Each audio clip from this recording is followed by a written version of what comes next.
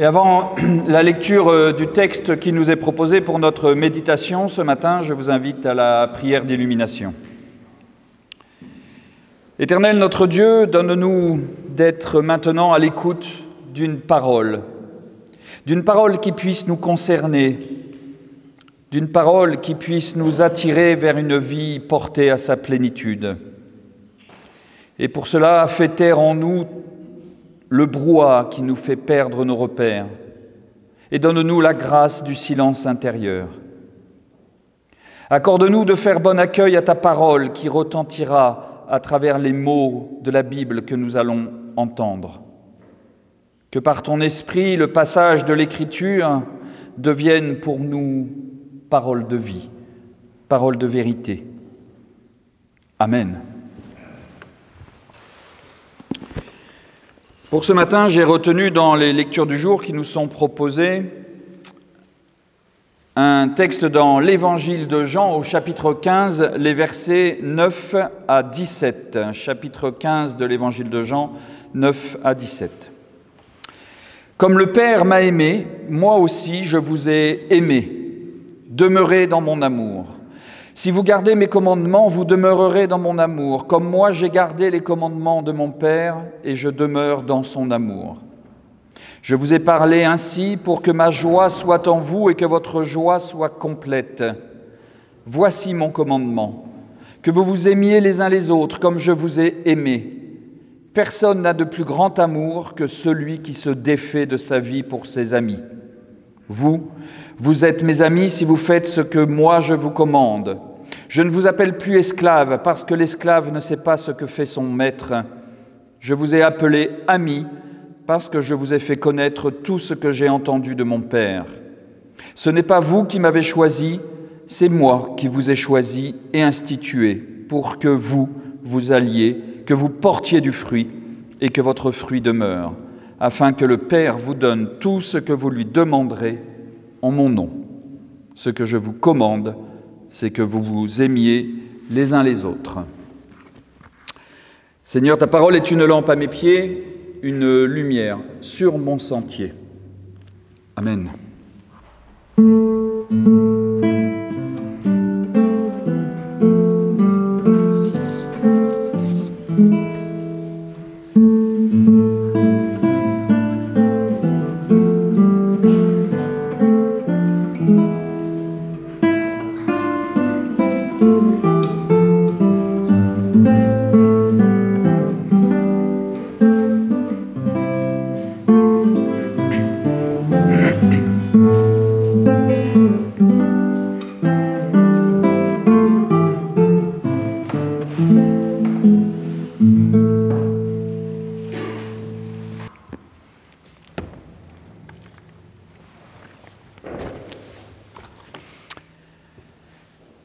Chers amis, le verbe « aimer » fait partie des mots les plus utilisés dans la Bible.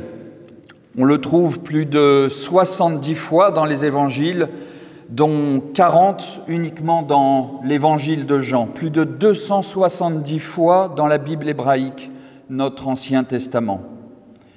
Et si on rajoute à cela le nom « amour », on trouve cette notion d'aimer et d'amour plus de 500 fois dans la Bible. L'amour est omniprésent dans la Bible et cela suffit peut-être pour dire que la Bible, cette collection de livres écrits sur une période de près de 1000 ans, sont tous des textes qui racontent de différentes façons l'amour de Dieu pour son peuple. Les évangiles et les épîtres racontent l'histoire de cet amour de Dieu qui s'est incarné dans un homme nommé Jésus et qui a su manifester cet amour à ses contemporains et dont les échos se font encore entendre 2000 ans plus tard. Alors, comment comprendre cet amour dont parle notre petit texte de ce matin ? C'est ce que je vous propose d'explorer en ce matin d'Assemblée Générale et de déceler dans ce texte une bonne nouvelle pour nos vies personnelles, pour notre vie spirituelle, mais aussi pour notre vie d'Église et son avenir. Nous traverserons d'abord quelques textes bibliques pour écouter la façon dont l'amour est traité, notamment dans les textes de Paul, mais aussi dans l'Ancien Testament, pour nous rappeler que l'amour est le cœur du message biblique. Ensuite, nous nous interrogerons sur la particularité de l'amour au sens biblique. La Bible a-t-elle une vision de l'amour qui lui est propre ? Et enfin, je terminerai sur le verset 13, très énigmatique, et je vous le relis. « Personne n'a de plus grand amour que celui qui se défait de sa vie pour ses amis. » Ce verset nous dit-il vraiment qu'il faut être prêt à mourir pour nos amis ? Je vous garde ma réponse pour la fin. Alors commençons notre exploration à la recherche d'une bonne nouvelle. Dans notre Nouveau Testament, il y a ces très beaux textes comme 1 Corinthiens 13 qui commence par « Quand bien même je parlerai les langues des humains et des anges, si je n'ai pas l'amour, je suis une pièce de bronze qui résonne ou une cymbale qui retentit. » Et ce même texte se termine par « Maintenant, 3 choses demeurent, la foi, l'espérance, l'amour, mais c'est l'amour qui est le plus grand. » Paul explique ainsi que l'amour est plus grand que tout et peut tout. Et Paul, par ailleurs, explique très bien ce qu'est l'amour. L'amour dont il est question est une manière de voir l'autre, de le comprendre. L'amour, c'est ne pas rester replié sur soi-même. L'amour, c'est véritablement le contraire de l'égoïsme et de la préoccupation de soi-même. L'amour, c'est que chacun ne se préoccupe pas de ses propres intérêts, mais considère aussi ceux d'autrui, dit Paul dans sa lettre aux Philippiens et dans sa première lettre aux Corinthiens. Et il continue, l'amour, c'est regarder les autres comme étant au-dessus de soi-même, toujours selon les expressions de Paul. L'amour dans les évangiles, c'est cette phrase de Jésus dans notre texte de ce matin, « Personne n'a de plus grand amour que celui qui se défait de sa vie pour ses amis » et qui redit d'une autre façon ce que dit Paul. L'amour signifie donc de s'ouvrir à l'autre pour l'accueillir, essayer de le comprendre et le recevoir comme il est, indépendamment de ce que nous sommes, ou plutôt en ne considérant jamais que je peux être mieux ou meilleur que l'autre. Quand Jésus nous dit « Tu aimeras ton prochain comme toi-même », il nous demande de considérer l'autre comme un autre moi-même, comme quelqu'un que je respecte, que j'aime comme je m'aime et comme j'ai envie qu'on me respecte. Nous avons tous, je pense, ces versets en tête sans nécessairement se souvenir d'où ils viennent. Il y a aussi cette petite phrase que j'utilise souvent dans ma liturgie, « L'amour est plus fort que la mort ». Ce n'est pas exactement un verset biblique. C'est une déformation d'un verset dans ce petit mais magnifique passage du Cantique des Cantiques que je vous cite. « Place-moi comme un sceau sur ton cœur, comme un sceau sur ton bras, car l'amour est fort comme la mort. » L'amour est fort comme la mort. De grandes eaux ne peuvent éteindre l'amour et des fleuves ne sauraient emporter l'amour. Quand un homme donnerait tous les biens de sa maison contre l'amour, il n'obtiendrait que le mépris. Alors, je ne vais pas vous lire ce matin tous les passages, évidemment, qui traitent de l'amour dans la Bible, ce serait évidemment impossible, mais si l'amour est aussi présent dans les textes bibliques, c'est qu'il est la préoccupation permanente des rédacteurs bibliques. L'amour est une préoccupation permanente de l'être humain, parce que l'amour définit les relations entre eux pour vivre en paix. Mais la question donc que je nous pose à nous tous ce matin, en quoi l'amour dans la Bible est-il différent de l'amour que vivent toutes les personnes du monde entier qui ne connaissent peut-être même pas les textes bibliques? Les chrétiens, ou plus largement tous ceux qui appuient leur foi sur les textes bibliques, n'ont pas le monopole de l'amour. C'est une évidence qui n'aurait pas besoin d'être dite. L'amour est une question qui est posée depuis la nuit des temps. Le plus vieux texte sur l'amour connu à ce jour n'est pas le Cantique des Cantiques, mais un texte mésopotamien qui date de 2000 ans avant Jésus-Christ et qui a peut-être inspiré d'ailleurs le Cantique des Cantiques. C'est un texte qui s'appelle « Le chant d'amour de Choussine » et qui raconte l'amour entre un roi et une déesse. L'amour n'est donc pas seulement biblique, l'amour n'est pas seulement philosophique, et j'ai envie de dire que l'amour est tout simplement humain, et que chaque être humain met en œuvre l'amour dans le monde à sa façon. Et il y a d'ailleurs de très nombreuses ONG non chrétiennes qui mettent en pratique l'amour de son prochain de façon exemplaire et formidable. Mais puisque l'amour n'a pas de frontières ni religieuses ni culturelles, alors il faut se demander si l'amour biblique a une particularité. Est-ce que l'amour dont parle notre texte de ce matin est un amour différent de l'amour des philosophes grecs, par exemple ? Pour que vous ne soyez pas venus pour rien ce matin, eh bien, il faut se demander où est la bonne nouvelle dans ce texte. Est-ce que l'amour qui est annoncé dans l'évangile du jour est une bonne nouvelle pour notre vie? Je vous rassure tout de suite, j'en vois plusieurs bonnes nouvelles dans ce texte, notamment pour cette journée d'Assemblée générale pour notre association cultuelle de Les Encanoles, mais aussi pour toutes les assemblées générales à venir pendant le mois de mai et juin. Dans ce discours de Jésus sur l'amour, la première parole est une promesse. « Comme le Père m'a aimé, moi aussi, je vous ai aimé. » L'amour évangélique, tel que Jésus nous l'enseigne, relève du divin. Il relève du divin puisqu'il vient par le Père. Jésus ne parle donc pas de n'importe quel amour et d'un vague sentiment que l'on peut ressentir entre nous. Dans tout ce texte, cet amour divin est désigné par un mot grec, agapé. Si le texte français ne fait pas la distinction entre aimer une pomme que je croque, aimer un livre que je lis, aimer un joli garçon ou aimer une jolie fille ou aimer Dieu, le texte grec, lui, fait la différence. Et dans notre texte en grec, Jésus parle d'amour agapé. Il ne parle pas d'amour éros, qui est l'amour érotique ou passionnel, ni d'amour philaé, qui est l'amour filial, mais il parle d'agapé. Et l'amour en tant qu'agapé, en grec, c'est l'amour divin, justement. C'est l'amour que Dieu a pour nous. Alors que l'amour éros, c'est l'amour charnel, c'est l'amour passion, c'est un amour de désir de l'autre. Au contraire, l'amour agapé, c'est un amour désintéressé, qui n'est pas tourné vers soi comme un sentiment ou un désir, mais simplement une ouverture à l'autre. C'est l'accueil de l'autre tel qu'il est, sans jugement pour le comprendre. C'est une façon de lui laisser toute la place. C'est un amour gratuit, inconditionnel, sans attente de retour et sans contrepartie. Vous entendez donc, je l'espère, que quand Jésus nous appelle à aimer, ce n'est pas un vague sentiment, ce n'est pas une émotion qui ferait bondir notre cœur, mais c'est une véritable façon de voir l'autre, celui qui est différent. Et c'est une façon de chercher à le comprendre. Alors quand Jésus nous exhorte à la fin de notre texte de nous aimer, ce que je vous commande, c'est que vous vous aimiez les uns les autres. Ce n'est pas seulement un code de bonne conduite en société ou dans notre Église.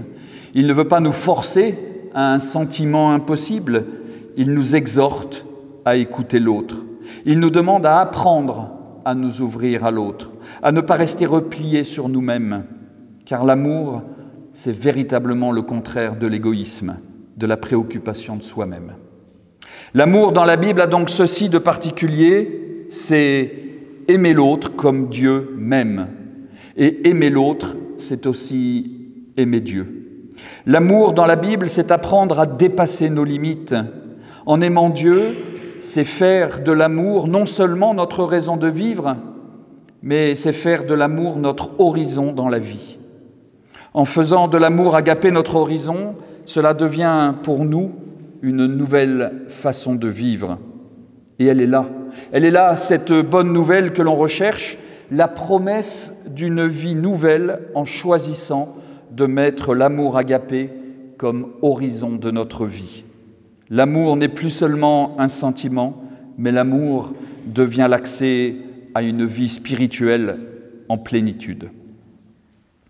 La vie.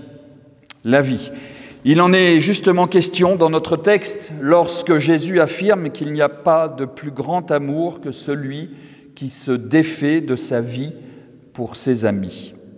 Ce verset est souvent interprété comme une annonce de la mort de Jésus, qui serait prêt à sacrifier sa vie, à donner sa vie, à mourir pour nous. Cette interprétation va dans le sens d'une théologie sacrificielle. Cette théologie a eu l'inconvénient d'inciter les croyants à prendre des risques au point d'en mourir pour devenir un martyr. Et en plus, cette logique sacrificielle a pu entretenir un sentiment de culpabilité très fort, puisque si je ne suis pas capable de mourir en martyr pour Dieu, cela laisse penser que je suis un mauvais chrétien. Alors, je vous propose une toute autre lecture de ce verset ce matin. Et pour comprendre ce verset, je me dois de m'arrêter sur 2 points de vocabulaire. Le premier, c'est de quelle vie parle le texte. Et le second point, que veut dire se défaire de la vie? Dans le verset « celui qui se défait de sa vie pour ses amis », en grec, ce qui est traduit par vie, c'est le mot « psyché ». Et de la même façon que pour le mot « amour », où il y a 3 mots grecs pour parler de l'amour, selon le contexte, eh bien, il y a aussi 3 mots grecs que l'on retrouve dans la Bible pour parler de la vie, selon que l'on veut parler de la vie biologique, la vie psychologique, l'âme, la pensée, les émotions, ou la vie éternelle. Eh bien, notre texte parle de psyché, et c'est peut-être le plus difficile à saisir. Mais il ne désigne pas, en tout cas, la vie en tant que simplement la vie biologique. La vie psyché, c'est la personne tout entière, et pas seulement le corps biologique, mais tout ce qui l'anime. Dans l'Ancien Testament, en hébreu, c'est ce qu'on appelle la nefesh, c'est ce qui désigne l'être vivant, tout ce qui vit par le sang avec ses émotions et avec ses passions. Dans la Genèse, au chapitre 1, Dieu dit que les eaux grouillent de petites bêtes et d'êtres vivants, nefesh en hébreu et psyché en grec dans la Septante. Et au chapitre 2, Dieu crée l'homme, le Seigneur Dieu façonna l'homme de la poussière de la terre, il insuffla dans ses narines un souffle de vie et l'homme devint un être vivant, toujours psyché dans la Septante. La vie donc, la vie de l'être vivant au sens de la psyché, c'est le siège de la volonté, de l'intelligence et des émotions. C'est ce qui désigne la force de vie qui est en nous. Et c'est ce que l'on peut entendre dans le psaume 103, par exemple, au premier verset. « Mon âme, psyché ou nefesh, bénit l'Éternel ». C'est souvent traduit par « je bénis l'Éternel ». Cela signifie que j'implore toutes mes forces de vie à se mettre au service de la bénédiction de l'Éternel. Alors, pour la compréhension de notre verset de ce matin, retenons donc que la psyché, c'est toute notre force vitale, toute notre force de vie. Ce matin, pendant l'Assemblée générale, nous parlions des forces vives. C'est toute notre puissance de vie. Que signifie maintenant se défaire de sa vie? Ce qui est traduit par se défaire de sa vie laisse entendre pour certains, je vous l'ai dit, que cela signifie qu'il faut être prêt à mourir pour ses amis. En réalité, le verbe grec signifie mettre, placer, poser. Et il est très souvent traduit par donner ou servir. Comme dans les noces de Cana, tout le monde commence à servir le meilleur vin. Ou en Jean 10, le bon berger donne sa vie à ses brebis. Mais en aucun cas, le berger meurt pour ses brebis.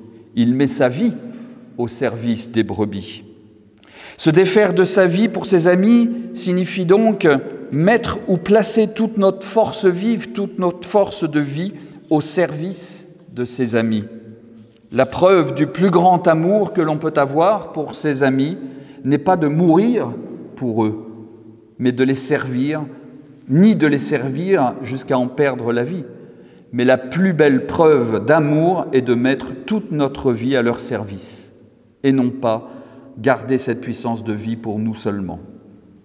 Il s'agit donc de mettre notre puissance vitale, si vous voulez, de mettre toute notre énergie à leur service. Appelez-le comme vous voulez, mais nous avons ici en réalité la définition de l'amour agapé. L'amour agapé, c'est l'amour absolu, c'est le désintéressement absolu, c'est vivre ma vie pour les autres, mais en aucun cas mourir pour les autres. Alors pour conclure, la bonne nouvelle de ce texte est là, pour nous, aujourd'hui, en ce matin d'Assemblée générale.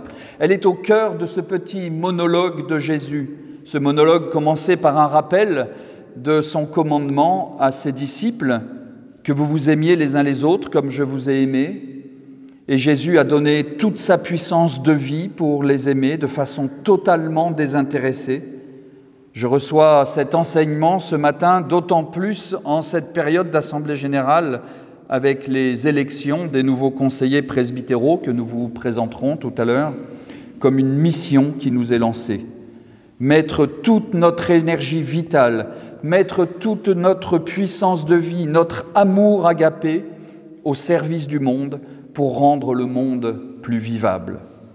Il ne nous demande pas de mourir pour nos amis, mais de vivre intensément, de mettre toute notre énergie pour donner ou redonner la vie à nos contemporains, pour porter la vie de nos amis vers une vie en plénitude, pour sublimer la vie de nos amis. Amen.